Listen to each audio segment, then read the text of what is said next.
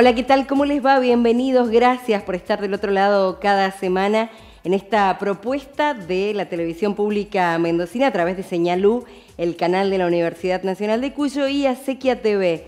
Durante la próxima hora vamos a recorrer el mundo para hacer hincapié en esos temas que se destacan en la agenda global. Esto es Enlace Internacional. Mi nombre es Laura Prudencio y me acompaña Augusto Grilli Fox. ¿Qué tal? ¿Cómo les va? Tenemos un programa cargadísimo con un montón de contenidos, Asamblea General de la ONU, se vienen las elecciones en Ecuador, Brexit, un montón de cosas. Te adelantamos todo en este video.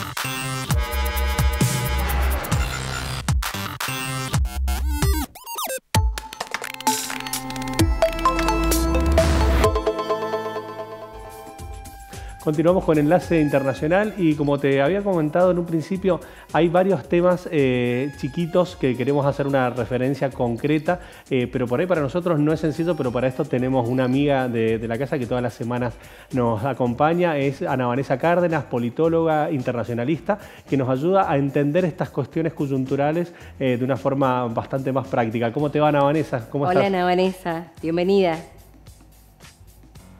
¿Qué tal? Muy bien, como siempre, con mucho gusto de compartir con ustedes. Muchas gracias. Vanessa, hacíamos referencia a la Asamblea General de la ONU que se ha desarrollado entre el 19 y el 26 de este mes y ha dejado varios títulos. ¿Qué conclusión te deja a vos esta Asamblea General? Pues mira, yo retomaría las palabras iniciales de Guterres, del secretario general, que creo que fueron pues un marco importante para iniciar, pero también que lo ocurrido durante la Asamblea General pues fortalece esta idea de que estamos ante un panorama mundial en el cual también podemos ver que el autoritarismo pareciera que está de moda, que está volviendo fuertemente y creo que dejó justamente ver eso, ver que hay una gran división, que los esfuerzos por el multilateralismo pues se ven débiles, incluso la ausencia de los miembros del Consejo de Seguridad, el poco interés que hubo en algún momento en escuchar a algunos dirigentes latinoamericanos, como fue el caso de Petro, incluso al mismo Gabriel Boric de Chile. Y bueno, pues por otro lado también empezó a verse ahí fraccionada alguna relación como la de Canadá con la India, y que bueno, pues detonó ya en este incidente diplomático que tienen hoy por hoy después de la muerte de este líder separatista que ocurrió en los últimos meses.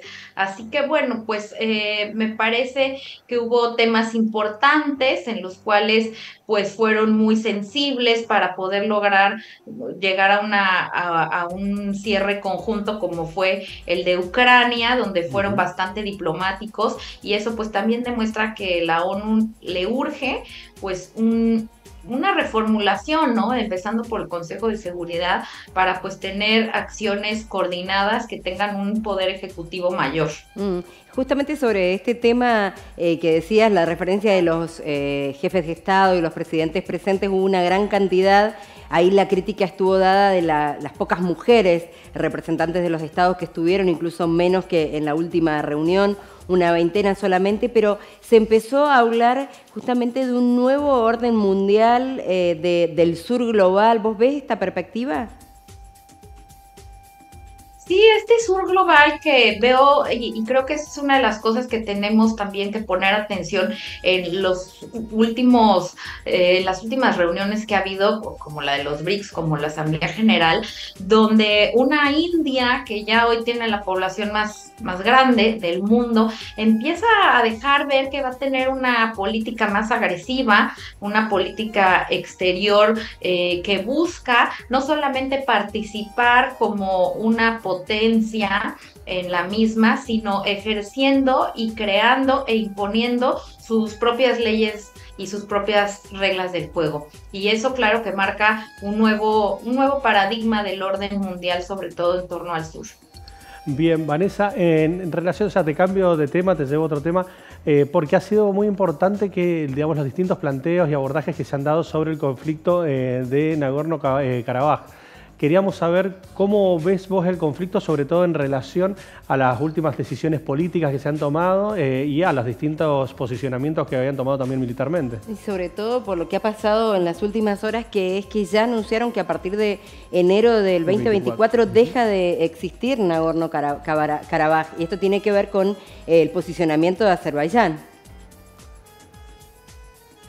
Sí, así es, pues desafortunadamente ha sido una región de gran inestabilidad. Recordamos que fue una región autónoma dentro de Azerbaiyán, cuando existía la Unión Soviética, después queda bajo el control de algunas fuerzas étnicas armenias, estuvo ahí reforzando también el ejército armenio y bueno, pues han tenido una serie de conflictos y después de una guerra separatista que duró varios años y que termina en el 94, bueno, Azerbaiyán recupera una parte del territorio y otro queda bajo el control de grupos armenios, incluso tuvimos ahí la mediación muy importante de Rusia para tener este acuerdo inestable, vulnerable de paz que se había tenido y que finalmente pues ha concluido después de 3 años con el dominio total de Azerbaiyán. Aquí vemos uno de esos casos en que la comunidad internacional de alguna manera pues ha sido poco activa, ¿no? De alguna manera se ha considerado que dejaron abandonado a Nagorno y bueno, pues ante los ataques y la fuerza asimétrica de Azerbaiyán, pues hoy finalmente la población armenia empieza ya a evacuar y entra en este acuerdo de que desaparecerá la autonomía a partir del 2024, así que seguimos viendo pues luchas por el territorio, poblaciones divididas, ¿no? Como prácticamente en la Edad Media seguimos con los mismos conflictos y justamente una comunidad internacional y organismos internacionales poco débiles y poco enfocados en realmente resolver problemas donde no hay intereses de las grandes potencias en juego. Y ahí se notó también el juego de Rusia, que siempre acompañó a Armenia y ahora en los últimos tiempos como que se corrió. De hecho, los militares que estaban en tierras de Nagorno ni siquiera participaron y el apoyo de Turquía a Azerbaiyán. Así es, y bueno, pues efectivamente es un momento además coyuntural que aprovecha Azerbaiyán, ¿no? Donde la comunidad internacional, donde Rusia está enfocada prácticamente todo el esfuerzo en Ucrania. Y bueno, pues aprovechándose de esa situación y de que prácticamente, como ha dicho Nagorno, pues queda abandonada su suerte, pues empiezan con esta acción muy rápida que en pro de salvaguardar la integridad de la población, pues acaba con prácticamente la rendición y la desaparición de Nagorno-Karabaj. Bien, en relación a lo que es la posición de Armenia en cuanto al conflicto, ¿crees que esto va a quedar estable o crees que puede llegar a reactivarse con el paso del tiempo? Pues son todo este territorio de estas hot points en las relaciones internacionales que históricamente son territorios en disputa y que lo que vemos ahí prácticamente es una baja en la escalada de violencia, pero no acuerdos de paz que dejen tranquila ni a la población local ni a los armenios, ¿no? Que están en su propio territorio y que al ser acuerdos tan endebles y tan forzados, pues son poco duraderos. Entonces veremos tal vez, ¿no?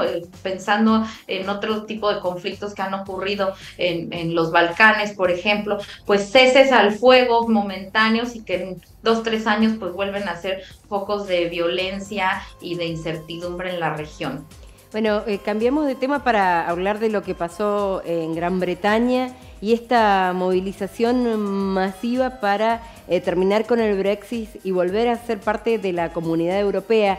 hace ya muchos años que se vienen dando manifestaciones, pero muy pequeñas, intrascendentes casi. Por eso llamó la atención la magnitud de esta movilización que se dio en los últimos días. Así es, pues una movilización que pintaba para estar bastante controlada, no ser tan masiva y que poco a poco pues se va volviendo una de las más importantes manifestaciones en contra del Brexit bajo las consignas y las frases de volveremos y es muy interesante cómo decían devuélvanos nuestra estrella, como si les hubieran arrebatado algo, y gran parte de los jóvenes que estuvieron ahí, lo que hablaban es que ellos ya no están teniendo las mismas oportunidades que, por ejemplo, sus hermanos mayores o en algunos casos incluso sus padres, de poder desplazarse, trabajar y estudiar con toda facilidad en otros países de la Unión Europea. Y pues realmente ha sido desgastante el proceso de salida de la Unión Europea. Hoy tenemos que aproximadamente, de acuerdo a algunas encuestas, pues el 58% de los británicos está a favor de reingresar al Brexit, y en estos últimos días se ha incentivado y exacerbado este debate también por algunas declaraciones de laborista Keir Starmer, que dijo que él prometía, si llegaba al gobierno, reescribir el acuerdo del Brexit. No dijo literalmente que iba a regresar a Reino Unido a la Unión Europea, pero sí reescribir este Brexit, y pues bueno, eso abre e incentiva estas movilizaciones a favor del regreso de Reino Unido a la Unión Europea. Sin embargo, bueno, pues ya pasaron ese proceso. ¿Cómo? ¿Es posible?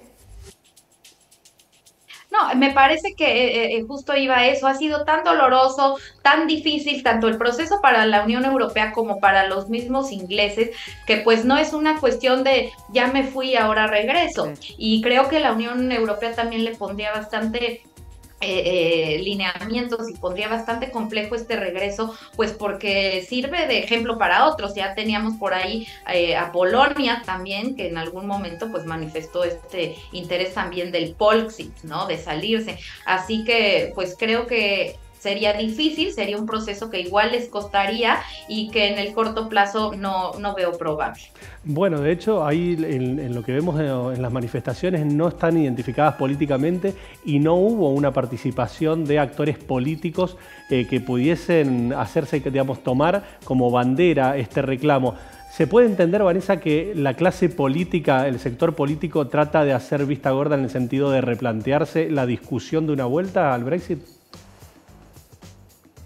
Sí, me parece que es verdad de alguna manera que no hay ningún actor político que quiera asumir de manera seria y abanderar la idea de que el Brexit ha sido un proceso pues para muchos equivocados o que ha sido desarticulado. Así que bueno, pues este va a ser creo que va a ser una bandera para algunos políticos outsiders o que están fuera de las encuestas, porque es un tema que se vuelve popular, que se vuelve electorero, pero que ya para tomarlo en serio va a ser mucho más complejo, y eso los grandes líderes políticos ingleses lo saben. Por último, te preguntamos por Ecuador. Comenzó ya la cuenta regresiva, están en campaña, mañana va a ser el primer debate de los dos candidatos de la segunda vuelta. ¿Cuáles son las expectativas?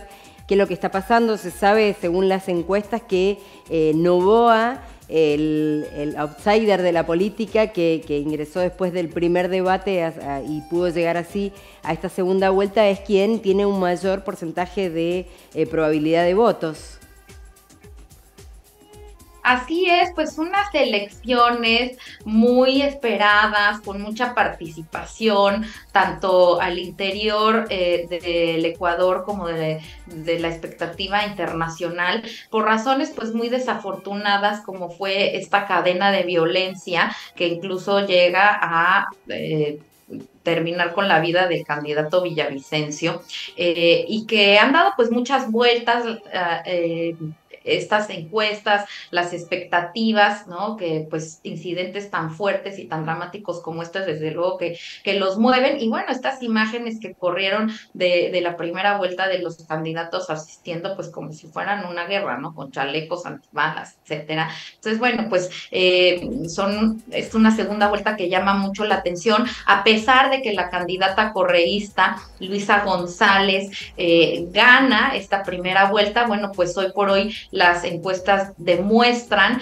que con el 55% se estaría poniendo por encima de ella, este empresario de una corriente conservadora, Álvaro Noboa, muy joven, 35 años, la edad en que es electo también el presidente Boric, que es el presidente electo más joven.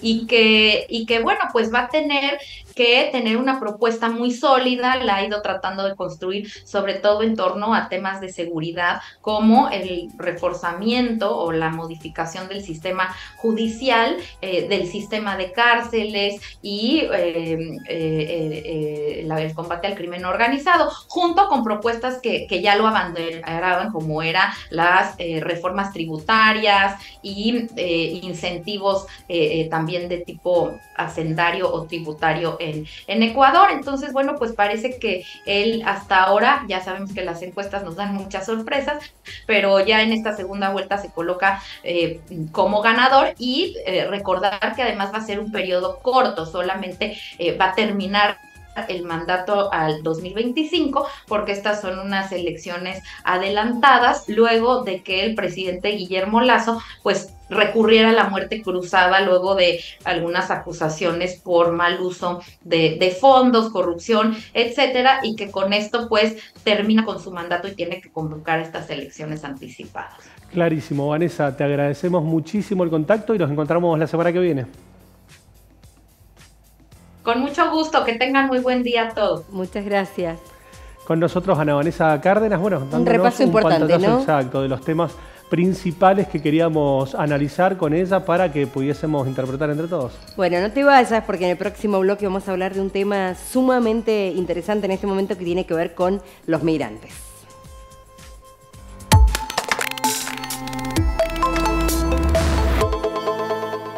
¿Querés internet? Entonces querés Aero. Internet que vuela en todo Mendoza. Llámanos al 0810-333-0446. Ingresá a www.aero.com.ar.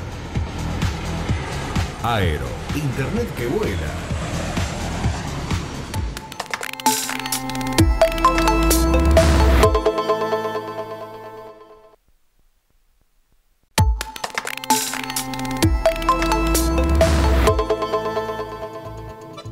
Continuamos con Enlace Internacional y como te habíamos hecho referencia, queríamos trabajar en profundidad la situación en relación a la migración. Ha sido bastante lo que ha retumbado las palabras del Papa Francisco en Francia, la situación que se vive en Lampedusa y también ni hablar de lo que se vive en Centroamérica con destino de Estados Unidos. Es un drama que afecta al mundo, distintas corrientes migratorias, bien lo mencionabas, en Europa quienes intentan ingresar desde África a través de la isla italiana, y también lo que sucede aquí, sobre todo con habitantes de los países de América Central que intentan llegar a Estados Unidos pasando por Darién, este lugar tan peligroso. Pero queremos hablar en profundidad de este tema, por eso estamos con Jessica Villegas, que es coordinadora de movilidad humana de SUMEC. ¿Cómo estás? Bienvenida. Hola a todos, a todas, gracias por la invitación.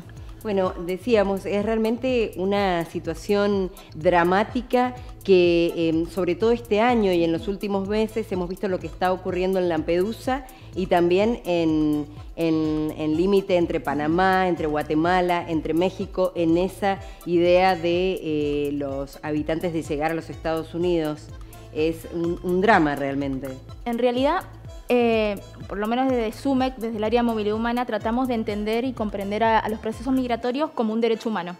Entonces hay que repensar cuáles son las modalidades, las políticas sociales que implementan cada gobierno para que esa migración, ese proceso migratorio sea ordenado, seguro. Siempre, generalmente, cuando se habla de migración, lo primero que se habla es de cifras, y para que puedan tener en cuenta quienes nos están viendo, alrededor de 281 millones de personas se desplazaron alrededor del año 2020-2021, es decir, que hay un 3,6% de migrantes internacionales, lo cual es muchísimo. Y si tomamos un poco lo que respecta al fenómeno que se da en Estados Unidos, que creo que es un fenómeno que todos y todas sabemos o estamos un poco informados, lamentablemente Estados Unidos no aborda la política migratoria dentro de sus políticas más integrales ni abiertas, tampoco es parte del Pacto Internacional sobre una migración regular, segura y ordenada. Entonces eso también después, a la hora de movilizarse, de desplazarse, estas comunidades trae unas consecuencias como la que vos bien planteás. Sí. Es interesante lo que decís de las políticas a nivel gobierno, porque lo que ocurre, acabamos de nosotros repasar en este programa los encuentros que se han dado, por ejemplo, en la ONU, donde se habló de muchos temas, pero no se habló, ninguno de los mandatarios habló de la situación de los migrantes de Europa o los que están en situaciones dramáticas, como decíamos también aquí en Latinoamérica. Hay una falta en general de los gobiernos de ahondar en este tema. Yo creo que es un tema muy candente. Por ejemplo, este pacto que recién les comentaba es un pacto no vinculante, es decir, que los gobiernos lo pueden firmar o no firmar. En este caso, Estados Unidos no lo ha firmado. Y al no ser vinculante tampoco están obligados a tener que aplicarlo. Exactamente, no están obligados a tomar en cuenta todos el propósito, los objetivos que tiene este pacto. Entonces, por ejemplo, este pacto, uno de los objetivos es coordinar con los distintos estados, con los gobiernos, para generar un procedimiento, un proceso de movilidad humana lo más seguro, ordenado, trabajar en el tráfico de personas, en el trata de personas. Y el ejemplo, volvemos a lo mismo, es lo que está pasando en la frontera de México y Estados Unidos. Entonces, lamentablemente, no es lamentablemente, la migración ha existido y va a seguir existiendo por lo largo de los años, es un fenómeno mundial que lleva años y décadas, que atraviesa generaciones. Somos nietos, hijos, hijas de migrantes. Entonces es momento que los estados se sienten, que coordinen, que generen políticas integrales, pero como bien digo, a nivel internacional, justamente los países que acobijan o reciben mayor cantidad de migración no lo hacen, y el ejemplo más es Estados Unidos. Te hago una consulta, hacías referencia recién a la lógica de los desplazados, sí, que por ahí me parece un punto muy importante en el sentido de que un desplazado es aquella persona que no necesariamente se tiene que ir, se va de su país, sino que por distintas circunstancias, sean bélicas, económicas, ambientales, climatológicas, se desplaza de un lugar a otro. Y Colombia ha tenido una experiencia muy particular en los últimos 20, 30 años en relación a lo que es la paz interna. Sí. ¿Es compleja la situación a nivel latinoamericano integralmente en los desplazados? Está bueno lo que me planteas en relación a al desplazamiento, a migración, porque ahí también hay una gran dicotomía. Por ejemplo, según la OIM, que es la Organización Internacional de Migraciones, establece que es un migrante, establece que es una persona desplazada, que es un solicitante de refugio. Y, por ejemplo, dentro de los desplazados, o las personas que solicitan refugio, son aquellas que se ven obligadas a desplazarse por cuestiones religiosas, de violencia, en el caso, por ejemplo, de Colombia. Acá, en lo que respecta a América Latina y demás, no se da en gravedad, digamos, eso. Acá las cuestiones son más en relación a lo económico, a lo cultural, a la búsqueda de remesas, que es decir, la entrega de una familia viene a trabajar acá y le hacen la entrega de dinero a la familia que está en su país de origen. Eso también depende de cada territorio, no es lo mismo en México, en Estados Unidos, no es lo mismo en Colombia, y tampoco es lo mismo acá en Argentina. Inclusive Argentina tiene una ley, que es la 25.871, que es la ley de migraciones, y está en avanzada en relación a otras leyes internacionales. Hay una situación especial que se da entre quienes van desde Centroamérica a Estados Unidos, buscando, bueno, como bien vos decías, quizás un futuro mejor, no huyendo de algo específicamente como se da en Europa y en África.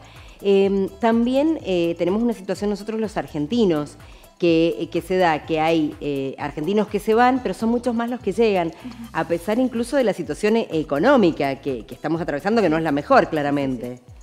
Está bueno lo que planteas, porque la migración básicamente es un proceso multicultural, y digo multicultural y multidimensional, es decir, no solamente hay una causa. La persona se puede desplazar por cuestiones económicas, pero también por cuestiones familiares, lo ambiental y demás. Entonces, a la hora de esa persona verse obligada a desplazarse, a movilizarse, a irse de su país de origen, hay que empezar a repensar qué política tiene el país de origen, después la política pública que tiene el país de acogida, y es todo como un proceso muy arduo que lamentablemente las instituciones públicas, en lo que respecta acá en Argentina, no todos y todas están enterados sobre las políticas, y después a la hora de poder abordar la cuestión migratoria es muy difícil y volvemos a la vulneración de derechos. Es todo como un círculo infinito que no... O sea, necesitamos realmente, por lo menos desde SUMEC, lo que venimos trabajando, necesitamos que los políticos, las políticas, los funcionarios, las funcionarias tengan una noción clara sobre qué es migración. Hay una ley nacional, vos la mencionabas. No hay conocimiento sobre la ley. Hay un paraguas. Hay 2 leyes inclusive. ¿Es distinto según la zona? No, la ley de migraciones rige desde el año 2004 hasta la actualidad. Como bien les decía, es una ley de avanzada en relación a otras leyes internacionales porque plantea a la migración como un derecho humano.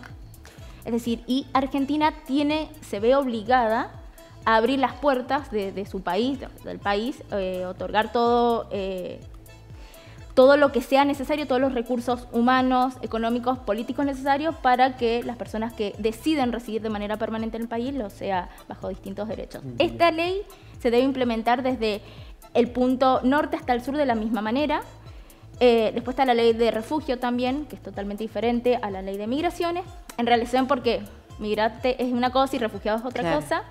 Pero no hay ninguna diferencia a nivel territorial argentina. O sea, esta ley se implementa de igual manera por todo el territorio nacional. Para cerrar por ahí, ¿cuáles crees vos que son los desafíos para los organismos, por ejemplo, y también para los distintos grupos? Hoy por hoy la CELAC se ha relanzado, podemos entender un Mercosur también con intenciones no nada más que comerciales. ¿Cuáles crees vos que son las responsabilidades y los desafíos que tienen los distintos organismos con la migración?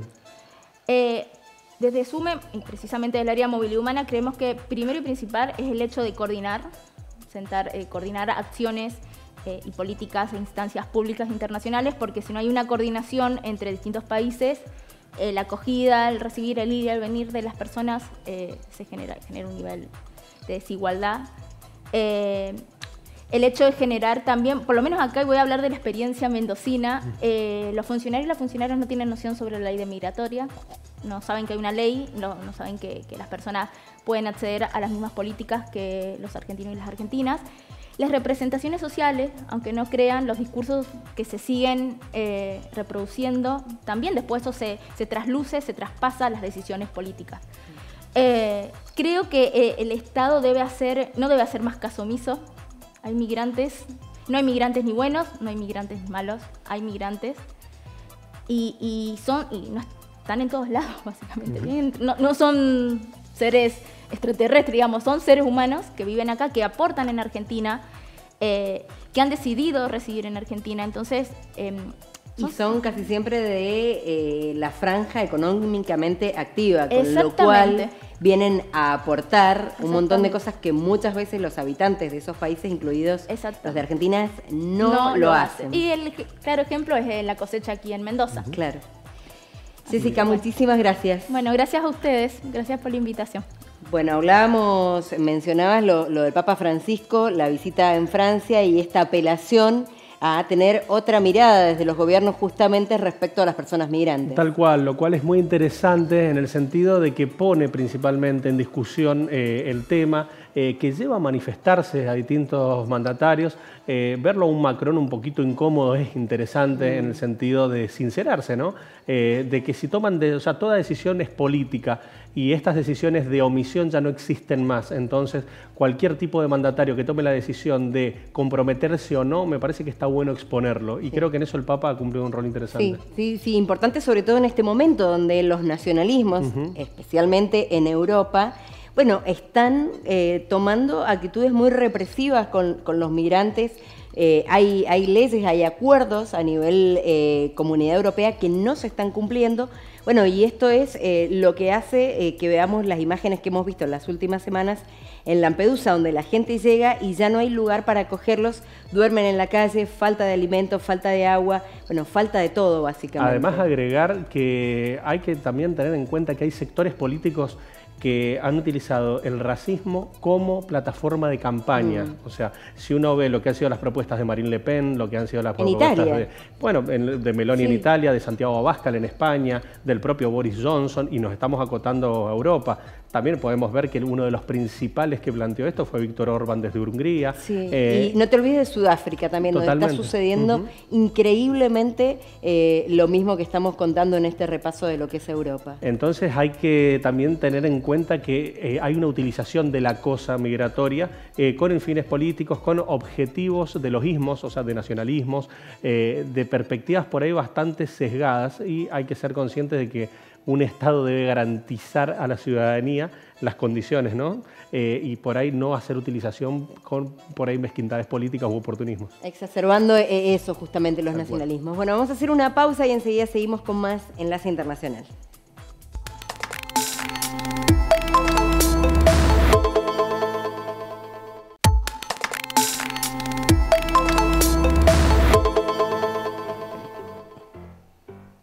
Último bloque en Enlace Internacional. Vamos a viajar a Europa, a España. Precisamente es otro de los lugares que es noticia por estos días y tiene que ver con el proceso eleccionario donde no logra, en este caso Alberto Núñez Feijóo, los votos necesarios para convertirse en el próximo presidente. Exactamente, de hecho le faltaron 4 escaños para poder formar gobierno.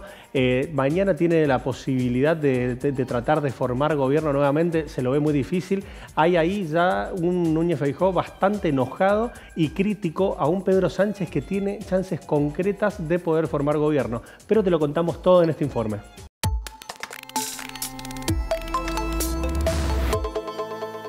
En España, cuando la ciudadanía vota, elige en realidad legisladores, más precisamente 350 diputados y 266 senadores, pero solo los y las diputadas propondrán al rey un presidente. El rey hace una o varias consultas con los líderes de los partidos con más fuerza y finalmente designa presidente. ¿Cómo se eligen quiénes van a ocupar las bancas de la Cámara de Diputados? Se eligen con el sistema de la ley d'Hondt, para procurar que la mayoría de partidos obtenga representación en la Cámara según el porcentaje de votos obtenidos. La incertidumbre en España sobre la conformación de un gobierno que represente al conjunto de la sociedad tiene un solo origen en el sistema d'Hondt. En términos generales, hay 2 formas de elegir representantes de una población. Primero, un sistema mayoritario directo, es decir, aquel candidato que tenga la mayoría de los votos y con una ventaja apreciable sobre sus opositores, obtiene el triunfo y gobierna el país. Este sistema tiene algunas ventajas y desventajas. Es simple de ejercer y rápidamente se obtienen resultados electorales. Al ser un sistema simple, se pueden tomar decisiones rápidamente contribuyendo a la gobernabilidad. Las desventajas: tiende al bipartidismo y además las autoridades elegidas en una elección legislativa no representan fielmente a la sociedad. Otro sistema para elegir autoridades muy usado es el llamado sistema d'Hondt. En resumen, es un sistema que procura la representación fiel de la sociedad en una asamblea, un sistema proporcional. ¿Cómo funciona? A diferencia del sistema mayoritario, el sistema d'Hondt de España asigna 2 escaños o bancas en el Parlamento a cada distrito o provincia, sin importar la cantidad de habitantes. Un partido tiene que obtener la mayoría para ganar una banca y el segundo obtiene la otra. El resto de las 248 bancas en la Asamblea se reparten según la proporción adecuada a la cantidad de votos que obtuvo cada partido. Y si la cantidad de votos no le alcanzan a un partido para completar la proporción que necesita para una banca, tiene que negociar con el resto de las agrupaciones esa proporción de votos que necesita. Ventajas: representación fiel de la población en una asamblea, favorece la pluralidad de partidos y favorece a los partidos más pequeños, porque los pocos votos obtenidos en una elección después son muy preciados por quienes quieren obtener la mayoría. Con obtener el 3% de los votos en una provincia con escasa población, puede llegar a ganar 3 escaños. En cambio, un partido puede obtener la mayoría de votos en una gran ciudad y obtener proporcionalmente menos escaños. Pero tiene varias desventajas. Entre ellas, es un sistema complejo y las proporciones no reflejan a la cantidad de habitantes de un distrito. En resumen, ¿qué puede pasar con el sistema d'Hondt? Que un partido gane las elecciones pero no obtenga la mayoría, que un partido pierda las elecciones pero obtenga la mayoría de escaños o, el peor de los casos, que un partido minoritario pierda las elecciones por mucho margen pero las fuerzas políticas con más fuerza, al querer anularse entre sí, terminen dándole más bancas al partido que obtuvo menos votos. El caso español. El Partido Popular obtuvo 136 diputados con el 32,77% de los votos y el Partido Socialista Obrero Español, PSOE, conquistó 122 escaños, con el 31,86%. Como ninguno de los dos partidos logró la mayoría para proponer al rey un presidente, comenzaron las negociaciones con los partidos minoritarios. El candidato del Partido Popular, Alberto Núñez Feijóo, y el actual presidente y candidato del PSOE, Pedro Sánchez, negocian los escaños necesarios. Así se volvieron fundamentales los 7 diputados que obtuvo Junts per Catalunya, el partido del expresidente catalán Puigdemont. El líder independentista Puigdemont ha requerido, entre otras cuestiones, una ley de amnistía para él y para sus colaboradores, quienes participaron en el referéndum de autodeterminación del 1 de octubre de 2017. El Partido Popular rechazó las condiciones de Puigdemont. En cambio, Pedro Sánchez está cada vez más acorralado, porque los partidos regionales y minoritarios hacen valer cada vez más caros sus escaños. Mientras tanto, en las calles hay manifestaciones en contra de la amnistía a catalanes y Alberto Núñez Feijóo trata de convencer a la Asamblea en sesiones de debate de investidura. Si el viernes 29 de septiembre en una votación no obtiene la mayoría, su candidatura caerá y será el turno de Pedro Sánchez, quien tendrá 35 días para convencer a la Asamblea. Si la Asamblea de Diputados no propone al rey un presidente, las elecciones tendrán que repetirse en enero del 2024.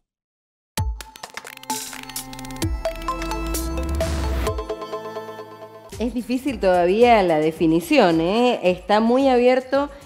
Bueno, veíamos en el informe, Pedro Sánchez la tiene difícil también porque si logra ese apoyo tiene condiciones. No es sencillo, si bien hoy por hoy se entiende que tiene más chances Pedro Sánchez en el sentido de que es prácticamente imposible que por minoría pueda llegar a formar gobierno del Partido Popular.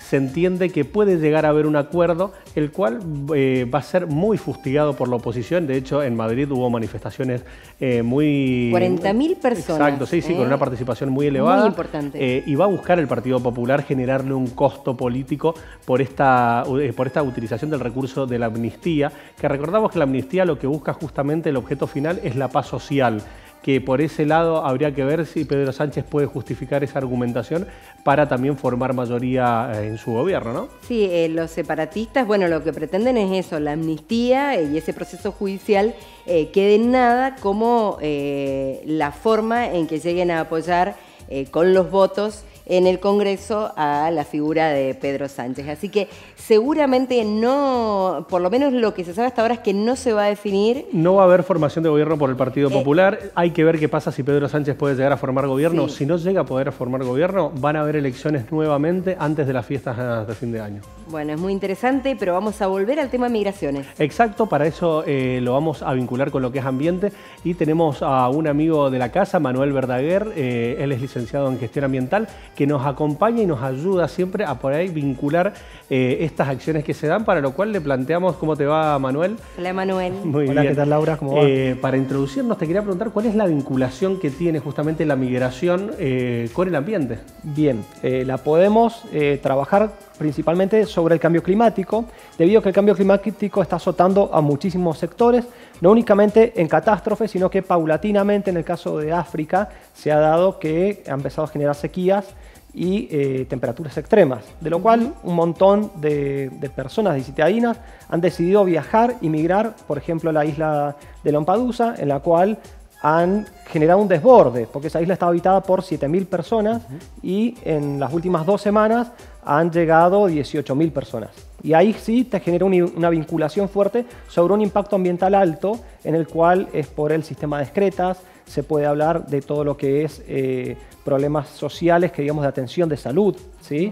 Y todos los residuos que antiguamente generaban 7.000 personas, ahora hay que calcular 7.000 más 18.000. Entonces el volumen de tratamiento de todos esos residuos también genera un plan de contingencia que deben actuar y deben planificar cuántas más personas van a llegar. porque únicamente no hay que pensar en los migrantes por el cambio climático, sino que también por las situaciones de guerra, como vienen ocurriendo en estos últimos años y estos últimos tiempos con las guerras que están sucediendo. Ahí se está viendo en imágenes, que es lo que les comentaba, que cuando una persona llega a territorio firme, a otra nación, llega exhausto, llega con una necesidad de atención de salud en forma inmediata, lo cual requiere un gasto económico desde la nación que están invadiendo, en forma ilegal, que digamos, y generan un costo altísimo, de lo cual tiene que generar la misma ciudadanía todo un orden en ese lugar. Hay imágenes en el caso de Reino Unido, que se puede ver que han hecho una tipo barcaza gigante para colocarlos al migrante en momentos que llega, ahí lo estamos viendo. Lo que hacen es una transición y ver si se le da asilo o no. Pero fue un caso muy cuestionado. Primero, una inversión altísima por el Reino Unido y segundo, el tratamiento de excretas de toda esa cárcel, que digamos, todo lo que es la parte de alimentos. ¿Y qué sucedería en el caso que se fuese a hundir esa gran barcaza? ¿Sí? Pero ahora, ¿no es de alguna manera esa posición sumar a esto que hablamos más temprano de los nacionalismos? Porque la verdad que migrantes, bueno, lo hemos visto en nuestro país, nuestros abuelos, el movimiento migrante es permanente, pero ahora hay una cuota de ver lo negativo que generan los migrantes como algo que exacerba de alguna manera dentro de estas naciones que le pueden dar acogida para que tengan políticas más restrictivas, para que tengan una actitud respecto a estos ciudadanos que no es de ayuda, sino incluso piensan en encarcelarlos más días, porque en realidad termina siendo eso, una cárcel. Se quiere pasar de un máximo de 100 y pico de días a casi 6 meses encerrados. Sí, lo que hay que tener en cuenta es que todo ser humano está expuesto en el mundo. Y por ahí estos migrantes que han buscado una mejor calidad de vida no han sido responsables de los efectos del cambio climático. ¿Sí? Muchos por ahí lo que hacen es catalogar a las personas pobres, ¿sí? Y las discriminan, las desplazan, pero esas personas pobres han sido damnificadas por el cambio climático de otro país que estaba en otras condiciones, que generó un montón de gases de efecto invernadero que azotaron a esa localidad. El año pasado en la COP27 se habló de toda la temática de cómo asistir a las naciones que han sido damnificadas y por problemas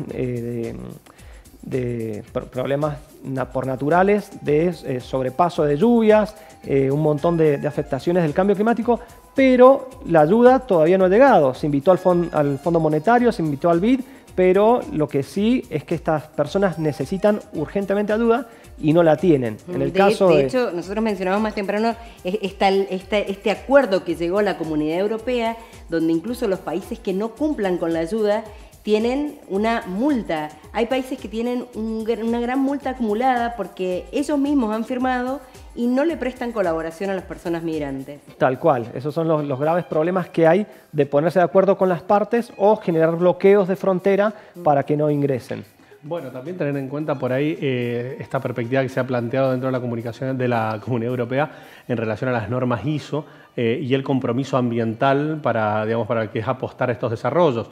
Podemos ver también lo que ha sido lo que va a ser el acuerdo Comunidad Europea Mercosur y justamente ver esos planteos de compromiso ambiental a la hora de generar las producciones y en base a eso ver también cuál va a ser la forma en la que van a tener en cuenta los sectores migratorios para que estos impactos no sean tan fuertes. Tal cual. A ver, así como el cambio climático va trabajando a un ritmo bastante elevado, las naciones tienen que ir pensando en cómo van a resolver la acogida de todos estos migrantes, ver qué posición van a tomar dentro de su economía, qué distribución de trabajo van a generar, porque si no van a tener problemas como en Irlanda, que tienen mucha agresión social entre los citadinos y los inmigrantes.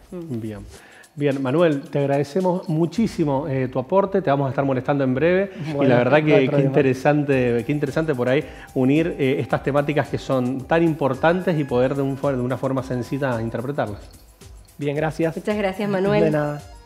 Estábamos con Manuel Verdaguer, él es licenciado en gestión ambiental, pudiendo analizar un poquito lo que representa la migración desde una perspectiva ambiental. Ha sido todo por esta semana. Nos encontramos la semana que viene en lo que es Enlace Internacional. A vos que nos estás mirando desde Canal Sama de San Juan, desde Señalú, desde Acequia TV y desde Construir TV Argentina. Los esperamos. Muchas gracias por estar ahí.